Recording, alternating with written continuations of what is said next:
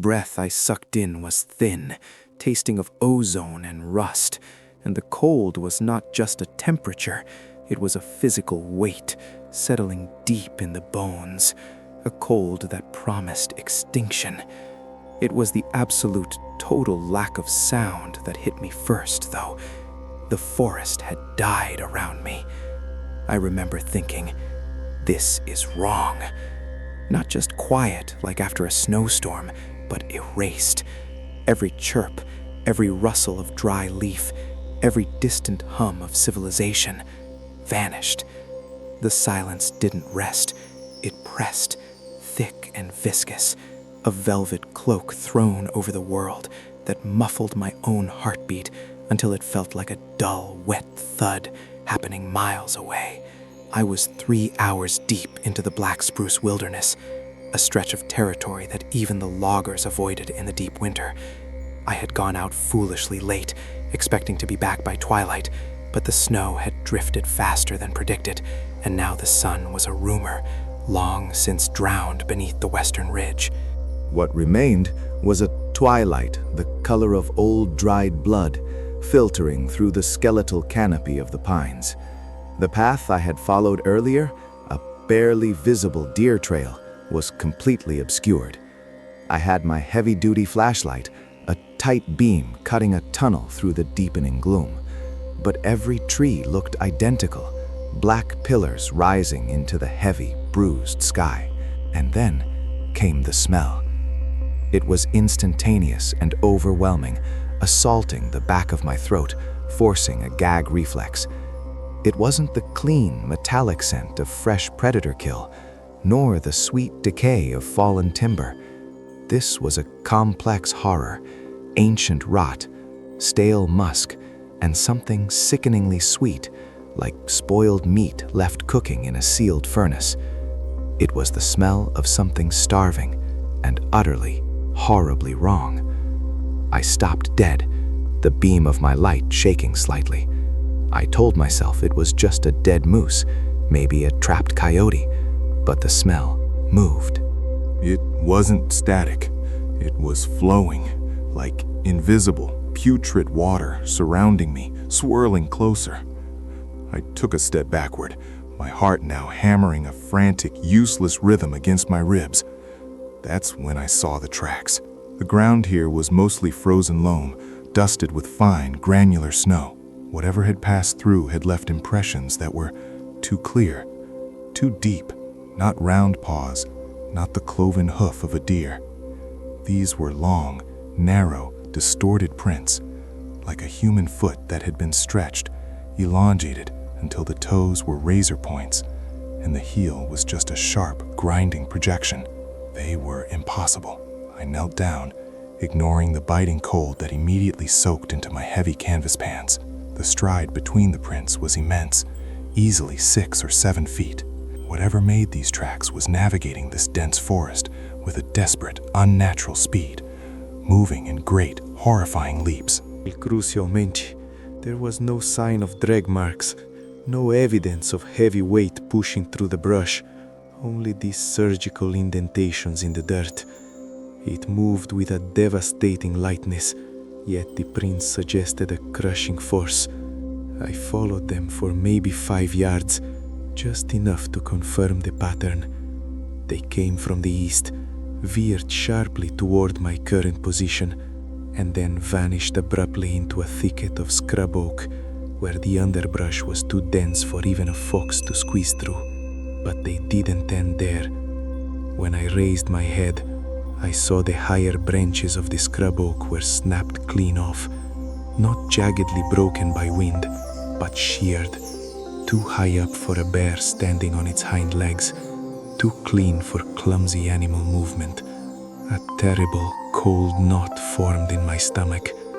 The things whispered in the local tales, the desperate, hungry things that winter dragged out of the deepest woods. I had dismissed them as campfire stories, relics of an older, wilder panic. No, the forest itself was confirming them. I scrambled backward, fumbling for the hunting knife strapped to my belt. It felt pathetically small, a dull piece of steel against the cold, vast evil I was beginning to sense. My only way out was to get back to the main logging road, about half a mile due west. That road led home. That road meant safety. I turned and began to move, pushing through the brush, ignoring the sound of dry twigs snapping beneath my boots, the only sound in the dead silence. My flashlight beam danced wildly, illuminating brief, fleeting images, the silver flash of birch bark, the dark cavity between rocks. And then I stopped again, because I heard it, a whisper. It was thin and high, sounding wet, like air being forced over cartilage and dried skin. It wasn't in the wind. There was no wind.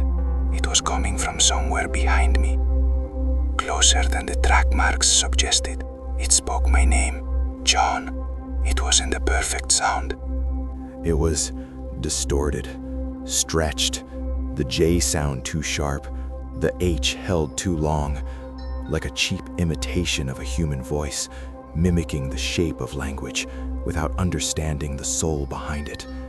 It sounded like someone I knew, maybe even a loved one, calling out in terminal distress, begging for rescue. But the cold reality was that no one knew I was here. No one knew this specific unmarked trail. And that voice was laced with the raw, desperate hunger of something that hadn't eaten a meaningful meal in decades. It was using my name to draw me back. The realization brought a searing rush of pure adrenaline. I was not alone. I was being herded. I ran, not a panicked sprint, but a desperate low charge, head tucked, focusing only on forcing my way west. The terrain was awful. Fallen trees, thickets of thorns hidden beneath a dusting of snow, but the fear lending me a temporary, brutal strength. I reached the bottom of a shallow ravine, scrambling up the other side, and saw it. The logging road. A ribbon of pitted gravel, slightly higher than the surrounding forest floor, dark and beautiful under the oppressive twilight. Salvation. I burst out of the tree line and immediately skidded to a stop.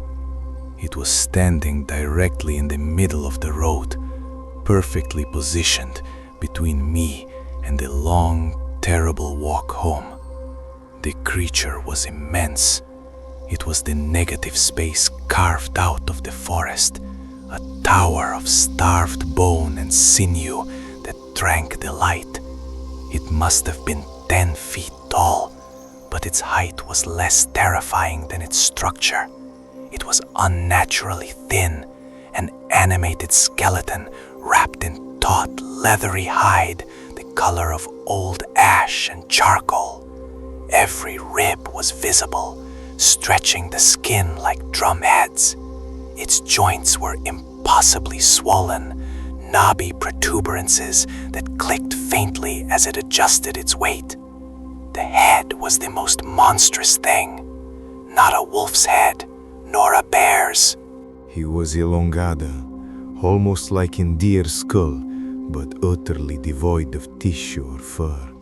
Just bone, polished smooth and stained dark, except for the massive crowning antlers. They were not velvet-covered, glorious racks, but twisting, chaotic spears of bone, reaching toward the sky like gnarled, diseased branches. And the eyes, deep within the bony sockets, 2 points of light, dull amber and fiercely intelligent, watched me without blinking. They weren't the eyes of an animal observing prey. They were the eyes of a sentient, ancient malice, calculating the precise moment of maximum fear before the strike. It radiated cold, an intense, localized cold that made the already frigid air feel like a plunge into liquid nitrogen. I could feel the heat draining from my body, not just from the ambient air, but from the presence of the thing itself. It was the embodiment of the unforgiving northern winter, a thing of perpetual, agonizing hunger. Its mouth, a jagged, lipless slit at the end of the elongated muzzle, slowly opened. It revealed rows and rows of slender, needle-sharp teeth, too many teeth, fitting together like broken glass. A sound that contained the sorrow and the unending, burning desire to consume. It raised one hand, and I use that word loosely. The hand was a cluster of razor-sharp talons, disproportionately long and ending in points stained black. It pointed one elongated finger at me, a gesture of absolute dominion. Then the creature spoke again. This time, it did not mimic my name. It used my wife's voice, the exact inflection, the exact tone of a desperate plea she used when she needed my help with something mundane back home. "John, why are you leaving me here?" The creature had not moved an inch, yet it was closer. The immense stride I had seen earlier wasn't necessary now. It was simply there. The cold intensified, burning my exposed cheeks and tightening the muscles in my chest until breathing was agony. I was trapped between the crushing silence of the dead forest and the horrific specter blocking the road home. The Wendigo stood motionless. The immense stride I had seen earlier wasn't necessary now. It was simply there. The cold intensified, burning my exposed cheeks and tightening the muscles in my chest until breathing was agony. I was trapped between the crushing silence of the dead forest and the horrific specter blocking the road home. The Wendigo stood motionless, an architect of pure dread, its bony frame silhouetted against the dying light, guaranteeing that the night would belong entirely to hunger. I knew, in that sickening moment of clarity, that this thing didn't just want to eat me. It wanted to harvest my fear, savor my despair, and consume the very memory of my life. And it had only just begun to play. The worst moment wasn't when I first saw it. That was panic. The worst moment was the calculated, icy realization that the road was no longer my route to safety. It was the bait. It was the only thing keeping the creature focused on one axis. As soon as I stepped back into the dense undergrowth, I had left the defined path of the known world and stepped into its larder. The air here was different. The cold of the forest floor wasn't the crisp, clean chill of late autumn. It was a deep, wet cold that felt like it was radiating from the earth itself. A grave cold. It smelled of static electricity and rot. Not just meat rot, but the sickly sweet decay of sap and mushrooms that had absorbed too much death. I moved slowly, meticulously, trying to angle myself deep enough into the woods to bypass the roadblock, yet stay close enough to the asphalt ribbon to rush it if the thing moved. Every single dry twig under my worn boots became a thunderclap. The darkness here swallowed the meager light of the gibbous moon. I was moving blind, hands outstretched, scraping against the unforgiving bark of spruce and balsam fir. The branches were stiff and skeletal, their needles showering down like brittle rain whenever I brushed past. And then the silence returned, heavier this time, suffocating. It was not the silence of an empty woods, it was the deliberate, focused silence of something that has stopped moving entirely and is simply listening. It wasn't just listening, it was waiting for my carbon dioxide signature to carry on the faint breeze. I could feel the hairs on my neck rise, not from cold, but from that primal, terrible awareness of being observed by something that doesn't just see you, but understands your structure, your composition, and the quickest way to dismantle it. I dropped to my belly behind a moss-covered boulder, digging my fingers into the freezing mud. I forced myself to breathe shallowly, in through the nose, out through the mouth, trying to make my presence as small and insignificant as a frightened mouse. It was during this forced stillness that the sounds began. They were not the sun's reproach. They were sounds de calculation. High above me, where the canopy formed an impenetrable black ceiling, I heard a clicking noise, not mechanical, but organic, like massive polished talons scraping against each other, or perhaps the mandibular clicking of an insect of impossible size. Clack, clack, click. It had a dry, brittle quality, and it seemed to follow a random, almost musical rhythm. It was the sound of something sorting through its thoughts, or perhaps filing its teeth. It seemed too high for a creature that massive to be perched, unless it was using the verticality of the trees in a way no natural predator could. The sheer unnaturalness of it drove a spike of pure adrenaline through my chest. This wasn't just a monster. This was an entity operating on different physics. My attention snagged on a detail in the meager moonlight filtering through a gap in the branches 50 feet to my left. It was a clearing, barely larger than a dining room, surrounded by dense thickets of young pine. In the center of that clearing, the earth was stained black. I had to see it. The perverse, morbid curiosity of terror dragged me forward. Slowly, agonizingly, I crawled toward the edge of the clearing, pushing aside the thick, sharp needles of a low-hanging juniper. The smell intensified instantly. It was the metallic, heady stench of old blood mingled with ammonia, overlaid with that deep, pervasive rot. The ground was pulverized, not just trampled, but churned. The black stain was what was left of soil, completely saturated and dried by whatever violent event had taken place here. Scattered across this macabre dance floor were bones, not full skeletons, but fragments, small bleached shards that looked like they had been professionally cleaned. I recognized a few. A scapula, perhaps, impossibly thin and translucent, and scattered vertebrae, each bone meticulously separated from the next.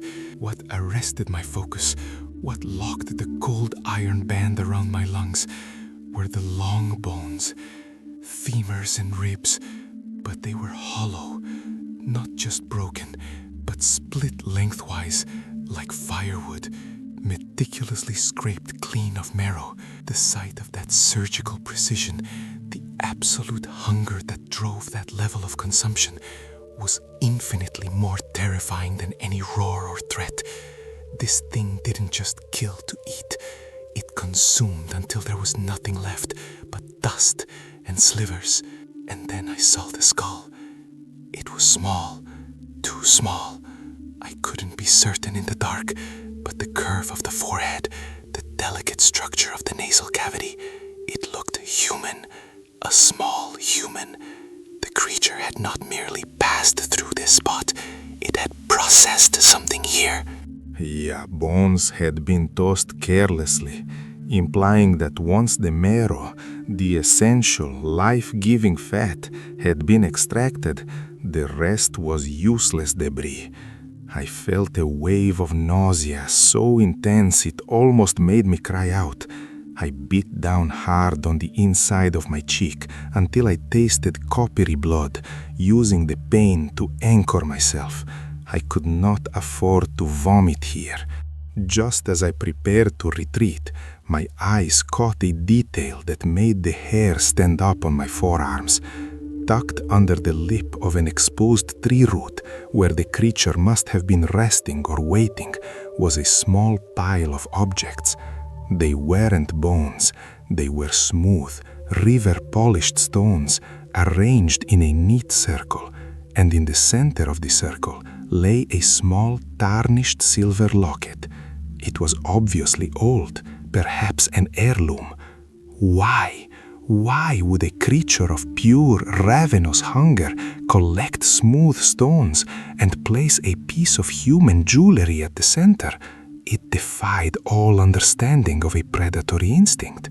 It hinted at something older, something intelligent, and perhaps even ritualistic about its presence here. The Wendigo didn't just hunt for survival. It hunted with intention, perhaps with a twisted, malignant purpose far beyond simple starvation. The dread became profound. I was dealing with a monster that wasn't just physical, it was psycho-spiritual. I backed away, pushing the locket and the bleached fragments from my mind, focusing only on the cold, the dirt, and the necessity of motion. I had moved perhaps 30 yards further west when the environment shattered again. The clicking stopped. The total silence returned for a breath, a terrifying inhalation of the world. Then, from the direction of the road, perhaps 50 yards behind me, came a sound that ripped the last shreds of sanity from my grasp. It wasn't a growl. It wasn't the rattling hiss I had heard before. It was my name, James. The voice was thin, high-pitched, and laced with a pathetic, gasping quality. It sounded like a child's voice, perhaps 5 or 6 years old, utterly lost and terrified. It echoed through the trees, muffled by the distance, yet heartbreakingly clear. My blood ran cold. I knew intellectually that there were no children out here, not tonight, not ever. But the sound was so perfectly calibrated to evoke instinctual human protectiveness. It was a perfect, insidious mimicry, designed to draw me out of the shadows. I pressed myself flat against the dirt, my heart hammering against my ribs, struggling not to answer, not to move. The voice called again, closer this time, and higher pitched, bordering on a squeal of distress. "Daddy, I'm scared, Daddy." The creature was speaking. It was intelligent enough to use my own social programming against me. I realized then that the silence and the clicking were just preparatory. This thing wasn't just hunting me, it was actively luring me. I clenched my jaw, fighting the urge to stand, to shout, to assure this spectral child that help was coming. Then, the true horror of the sound became clear. The voice wasn't just mimicking the words, it was mimicking the breathing. There was a wet, ragged quality to the inhale, a sound of lungs drowning in fluid or ripped open by jagged ribs. And at the end of the last desperate plea, there was a sound like tearing cellophane, the dry, papery sound of vocal cords being strained by a throat that was never meant to form human words. The air shifted. The sudden, violent, overwhelming scent of decay and musk hit me with the force of a blow. It was impossibly close. I didn't need to look. It was no longer waiting by the road. It had used the feigned distress call to move parallel to me, flanking my position, closing the distance while I was paralyzed by the sound. I risked a glance, shifting my head just enough to peek through the juniper needles. It was standing 20 feet away, partially obscured by the trunks of 2 massive pines. It was taller than I could have imagined, its silhouette blotting out the already minimal moonlight. Its limbs were too long, too thin, the structure horribly disproportionate.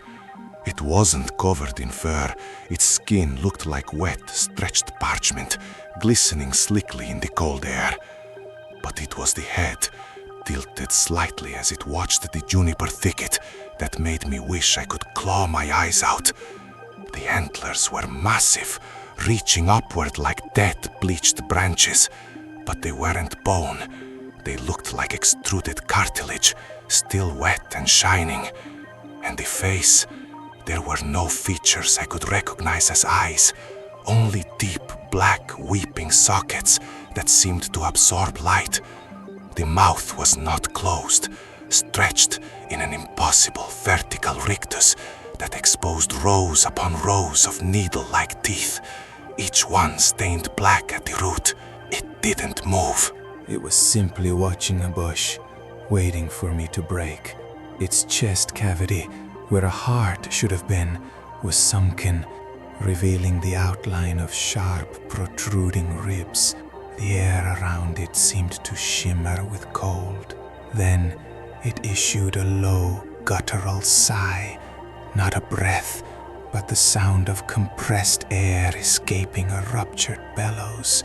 And the sigh contained another sound, a low, grinding click that originated deep in its throat.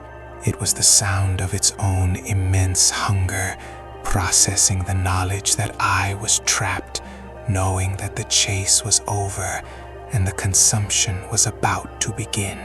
It hadn't found me by sound or smell. It had found me by fear. I had to move. I couldn't stay here and be studied like a bug in amber. I threw caution and my remaining supplies to the wind. I bolted, scrambling up the wet boulder and plunging deeper into the dark forest, not towards the road, but away from the creature, trusting only that speed and desperation might buy me 5 more minutes of life. You heard the sound of the creature responding to my flight instantly. A sound that wasn't footsteps, but a scraping, sliding gait, accompanied by the wet crackle of snapping branches. It was moving too fast, too fluidly for its size. I didn't look back. I just ran, the scent of fresh pine and the creature's musk clogging my lungs, the grinding click of bone against bone echoing directly behind me now. I was running blind into an absolute terror, knowing that every stride only led me deeper into the Wendigo's domain, but unable to stop, the impossible silhouette of the ancient hunter filling the space I had just vacated. It was upon me, breathing that sickening cold air down my neck, and the road home was further away than ever before. The crunch was not snow under a boot, but something brittle, something that had structure only moments before. It was the sound of a large animal's ribcage collapsing, followed by the wet, sickening sound of muscle being stripped clean. Then, with my terrible visceral certainty, it flooded my entire being. It paralyzed my muscles, that I was not going to make it through the night. The air was a blade of ice in my lungs, so cold it tasted metallic, thick with the overwhelming putrid stench of wet decay, ancient hunger. It smelled like a meat locker filled with rotten venison, a sharp mineral tang of fresh blood spilled on freezing rock. I was pressed against the spine of the ancient ridge, my body trembling, not just from the cold, but from the realization that the thing standing guard between me, the main road home, was actively, deliberately feeding. The darkness was not merciful. It was simply a blanket that muffled my screams while amplifying the sounds of the creature. Airy elastic slurp as it pulled sinew from bone, the muffled crackle of hoarfrost beneath its colossal weight. And then, worst of all, a low, contented, guttural hum, a sound utterly devoid of human warmth, a vibration of pure, primal satisfaction. I risked a glance, inching my head around the moss-covered granite. It was impossibly tall, a skeletal silhouette against the weak, bruised light of the half-moon. It was an obscenity of nature, defined by sharp angles and impossible proportions. Its limbs were too long, jointed incorrectly, draped in tatters of black, leathery hide stretched painfully taut over a frame that looked like salvaged hardwood and barbed wire. The skull, crowned by those horrific scraping antlers, seemed too large for its body, constantly shifting as if listening to frequencies only it could perceive. I watched as it stood upright, towering over the clearing. The feeding was finished. It turned its terrible, slender neck, slowly sweeping the clearing. Every movement was a study in profound wrongness, a fluid, predatory grace that suggested starvation had been transmuted into an unstoppable, efficient killing machine. My truck was just beyond the curved ridge, maybe 100 yards, parked where the gravel shoulder met the sheer drop-off. But the Wendigo stood precisely at the mouth of the only navigable passage, a gaunt, watchful sentinel of suffering. The surrounding cliffs were sheer ice and granite, meaning there was no going around, no flanking maneuver. I was pinned. The road, my salvation, had become my cage, and it wasn't just my terror it fed on.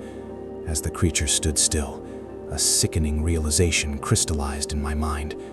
I could see a faint shimmer caught between its skeletal ribs, a pale, translucent glow, like moonlight filtered through dirty ice. I remembered the legends, that the Wendigo was not just a hungry monster, but a manifestation of insatiable greed, an entity that absorbed the final, desperate spark of every life it consumed.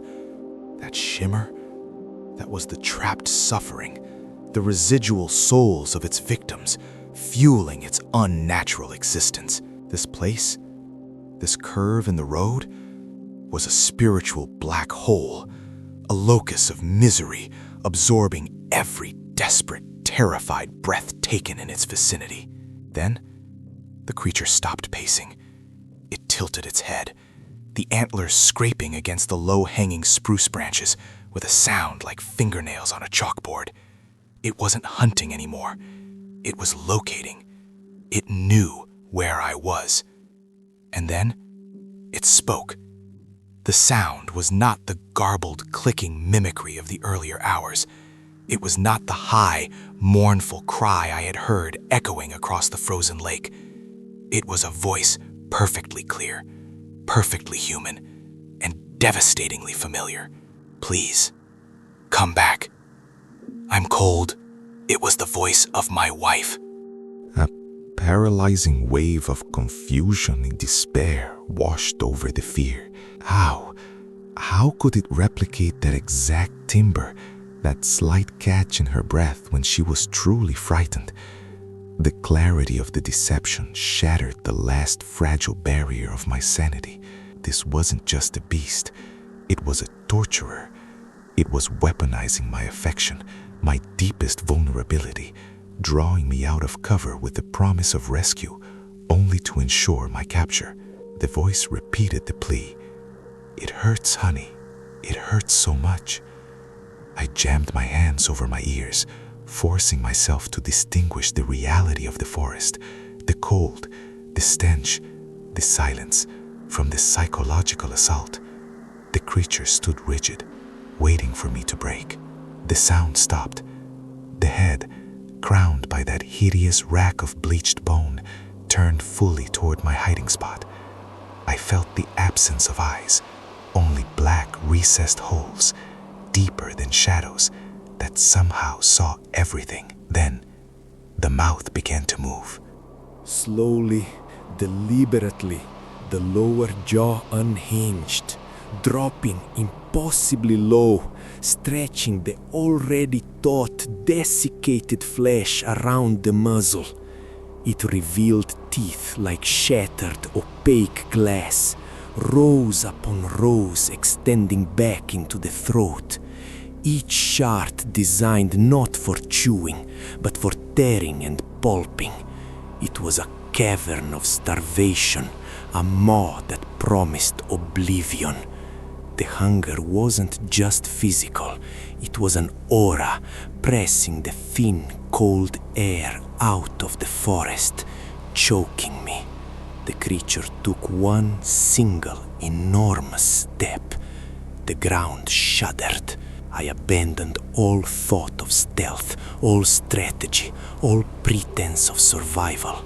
The only impulse left was motion. I scrambled sideways, not towards the road, but toward a dense thicket of spruce saplings and thorns that grew tight against the cliff face. It was suicide, but it was a few more seconds of life. I heard the shift of its weight, the explosive crack of ice as it lunged. It wasn't running in the conventional sense. It was gliding, a series of sickening, impossibly fast extensions of its enormous limbs. Its body was a blur, a black streak closing the distance between us. The sound of its movement was terrifyingly precise. The scraping of those massive claws on the stone right behind me. Then the hot, fetid breath, a miasma of rotten meat, old blood, and something acridly chemical on the back of my neck. I had nothing but a rusted 3-foot-long pry bar I had salvaged from the truck's toolbox. Gripping the icy metal, I whirled around in a blind, desperate counterattack, swinging the bar in a wide, heavy arc aimed at the nearest silhouette. There was a wet, heavy thud, followed by a sound that wasn't a roar, but a high, keening screech that grated on the eardrums like metal grinding metal. I hadn't hit bone, but something tough and cartilaginous, a shoulder perhaps, or the side of its elongated skull.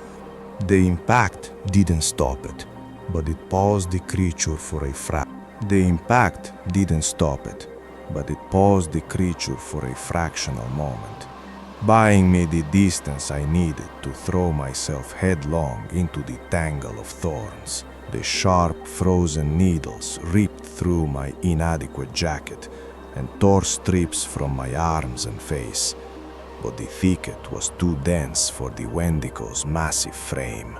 I could hear it right on the edge, batting at the young trees, the claws slicing through the wood like paper. The terrible sound of its frustration, the hungry clicks and whistles, was deafening.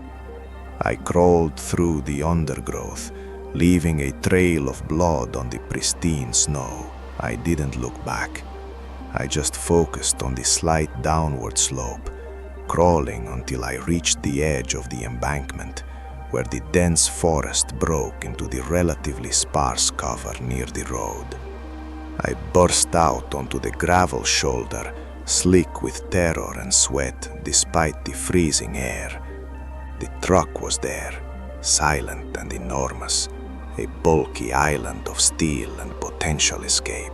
But I opened your door carefully. I yanked the handle, threw myself inside, and slammed the door shut, fumbling blindly for the keys. Creatures screechy erupted from the woods, closer now, enraged by the escape. The engine sputtered once, twice, a mocking hesitation in the face of oblivion.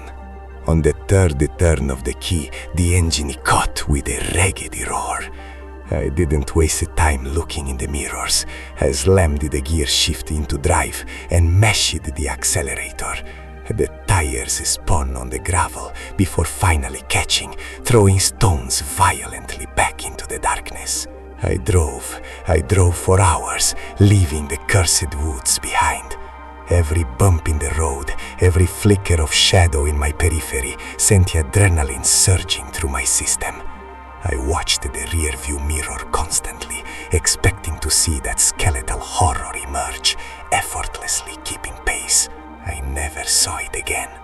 I made it back to civilization, bleeding, shaking, and irreparably broken. Police dismissed my story as hypothermia-induced hallucinations mixed with bear activity. I never reported the disappearances, I suspect. They wouldn't have understood. They haven't felt the cold. But the cold hasn't left my bones. I am warm now, under layers of blankets in my own bed.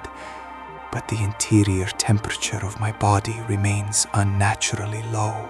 I weigh less than I should, too.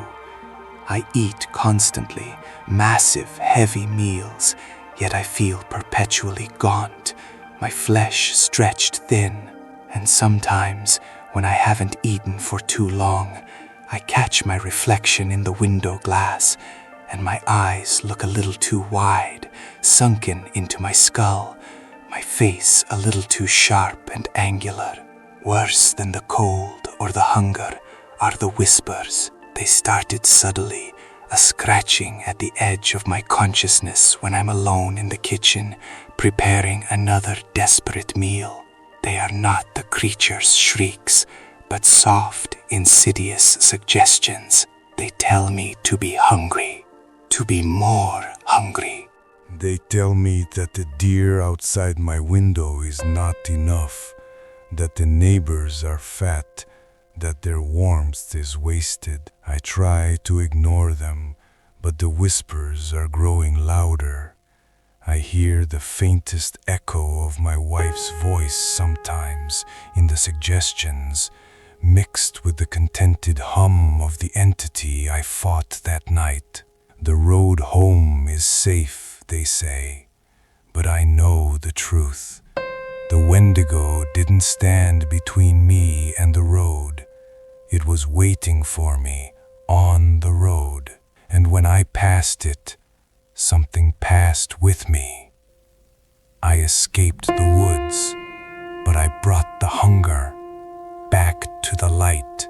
If you felt the chill of those woods settle deep in your stomach, if you find yourself staring too long at the shadows under your bed, if you feel the gnawing, endless emptiness despite having just eaten, then you know you're not safe either.